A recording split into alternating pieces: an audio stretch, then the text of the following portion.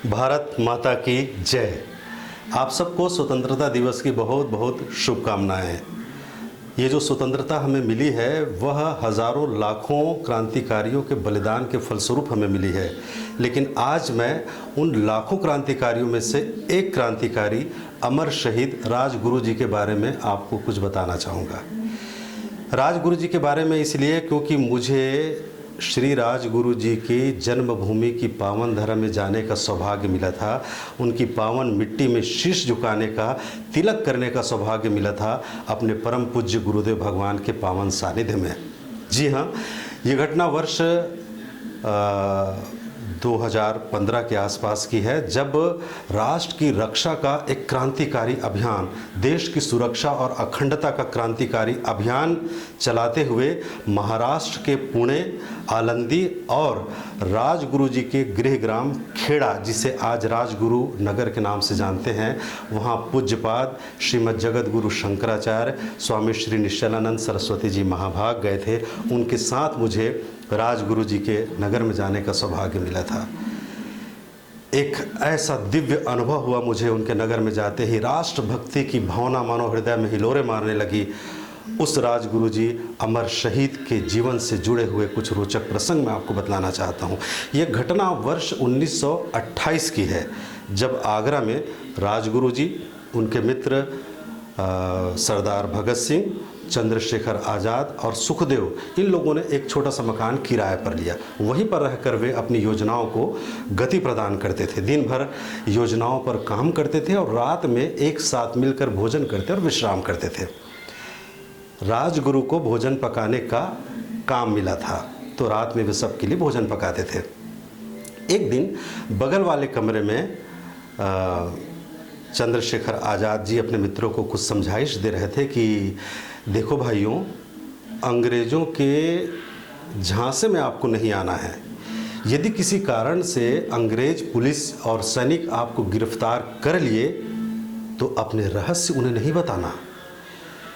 ये हो सकता है कि आपसे राज उगलवाने के लिए, रहस्यों को जानने के लिए कि हम किस किस प्रकार की योजनाएं बनाते हैं, वो सब उगलवाने के लिए अंग्रेज पुलिस आपको तरह तरह की यातनाएं दे सकते हैं। ऐसी ऐसी कठिन यातनाएं दे सकते हैं जिसके बारे में सुनने मात्र से आपके रोंगटे खड़े हो जाएंगे। तो आपको ऐसी परिस्थितियों में भी असीम धैर्य का परिचय देना है और बहुत शांतिपूर्वक, धीर गंभीर होकर, सूझबूझ के साथ आपको चुप रहना है, कोई रहस्य नहीं बताना है। इन सारी बातों को रोटी सेकते सेकते राजगुरु जी सुन रहे थे। अचानक उनके हाथ रुक गए, रोटी सेकना वे बंद कर दिए और सोचने लगे कि कहीं कल मुझे अंग्रेज पुलिस गिरफ्तार कर लिए और मुझसे रहस्य जानने की कोशिश किए कि हम कौन सी योजना बना रहे हैं अंग्रेज़ों के खिलाफ, और अगर मैंने कुछ नहीं बतलाया तब वे मुझे कौन सी यातनाएं दे सकते हैं, कितनी कठोर यातनाएं दे सकते हैं। वे कल्पना करने लगे और कल्पना करते करते अचानक रोटी बनाने के लिए जो हाथ में वो चिमटा रखे थे, संडसी, उसे उन्होंने दहकते हुए अंगारों के बीच में घुसा दिया। तब तक घुसाए रखा जब तक वह गर्म होकर लाल न हो जाए। जैसे ही वह संडसी गर्म होकर लाल होकर दहकने लगी, उन्होंने अपने निरावरण सीने पर उसे चिपका दिया।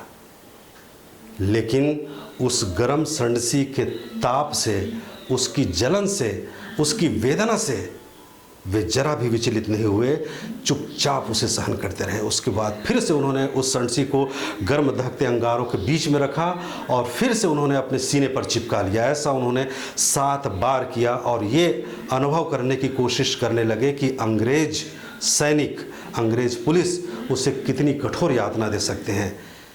इतनी जलन, इतनी वेदना, सब कुछ वे शांतिपूर्वक सहन करते रहे, यहाँ तक कि उनके मित्रों को भी इसके बारे में जानकारी नहीं मिली। सारे मित्र जब एक साथ इकट्ठे हुए तो भोजन किया प्रेम से और शयन करने के लिए चले गए। अचानक अर्धरात्रि के समय चंद्रशेखर आज़ाद जी की नींद खुली तो उन्होंने पाया कि राजगुरु जी नींद में भी दर्द से कराह रहे हैं। वे उनके पास गए, उन्होंने देखा कि राजगुरु आखिर कराह क्यों रहे हैं। उन्होंने उनको जगाया और पूछा कि मित्र, क्या बात है, तुम दर्द से क्यों कराह रहे हो। राजगुरु जी ने कुछ नहीं बतलाया। जब वे बार बार अनुरोध किए कि भाई तुम कराह रहे हो, कारण बतलाओ, तब फिर उन्होंने बतलाया कि भाई मैंने अपनी स्वयं की परीक्षा ली है कि अंग्रेज अगर यातना देंगे तो कितनी कठोर यातनाएं देंगे। वे गर्म संडसी को मैंने अपने सीने पर लगाया है, देखो इसी से ये फफोले पड़े हैं, इसी के कारण मैं दर्द से कराह रहा हूँ। मातृभूमि के प्रति, राष्ट्र की रक्षा के प्रति जो दृढ़ संकल्प और उत्कट राष्ट्रभक्ति की जो भावना थी राजगुरु के मन में, उसे देखकर चंद्रशेखर आज़ाद के मन में श्रद्धा का भाव उमड़ पड़ा और वे अपने सीने से लगा लिए राजगुरु जी को। फिर घर में जो प्राथमिक उपचार की व्यवस्था थी उससे उनका प्राथमिक उपचार किया गया और जब तक वे जीवित रहे तब तक उस गर्म लोहे के निशान उनकी छाती पर अंकित रहे।